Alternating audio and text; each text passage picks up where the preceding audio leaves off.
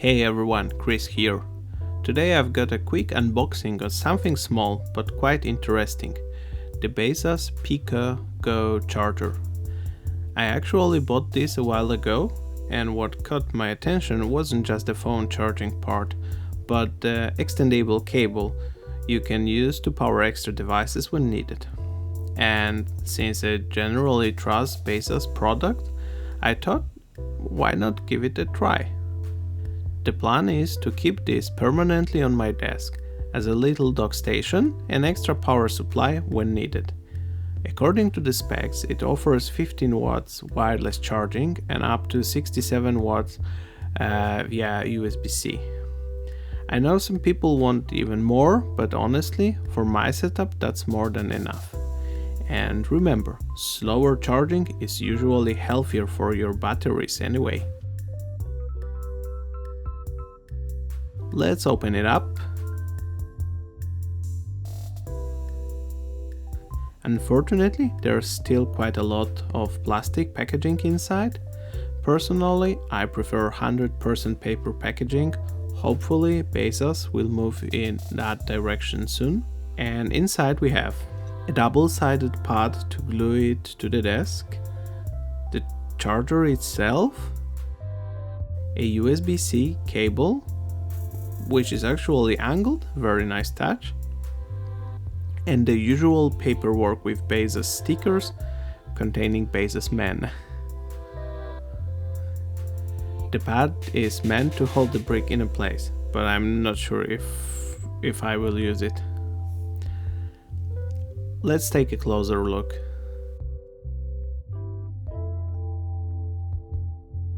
There's no pull tab, so opening this is not the easiest task.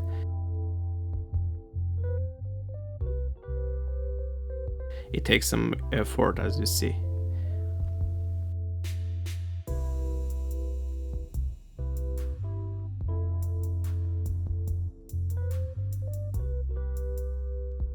Here's the power input, and here's that output cable I mentioned earlier.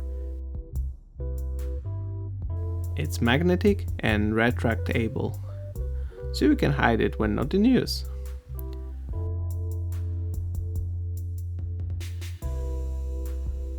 Oh, it's actually longer than I expected.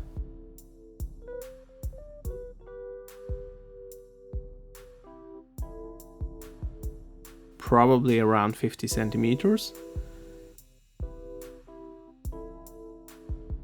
You can also lift the charger up and it turns into a small dock station for your phone. So most of the time it just works as a simple station for your phone, but when you need to charge something else, pull out the extra cable and you are ready to go. Is it necessary? Maybe not for everyone, but it's a clever. I'll see in the daily use if it's a practical or just a nice gimmick. Build quality is quite solid, typical Baseus standard.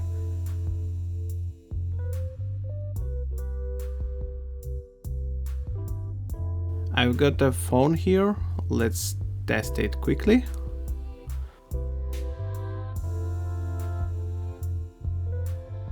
Charging works fine, but I immediately notice it's a bit top heavy, especially when it's in the extended position. The magnets aren't super strong, even though I'm using a MagSafe certified case, so that's a bit disappointing, I must say. Honestly, it's so top heavy that using the double-sided pad might actually be necessary, and I really don't like that idea. With a Pro Max size phone, it becomes super wobbly. The locking mechanism for height adjustment is also a bit weak. It slides down too easily. So overall, it looks great, feels solid, but the stability is questionable, as I see. That's the main flaw so far. I will test it more over the next few weeks to see it's just a setup thing or a real issue. So yeah, Overall, nice idea, good build quality, but not perfect. I will make a follow-up video soon with long-term impressions. Thanks for watching, and if you enjoy honest, independent reviews, DIY project, and some .tech content, don't forget to subscribe. See you next time.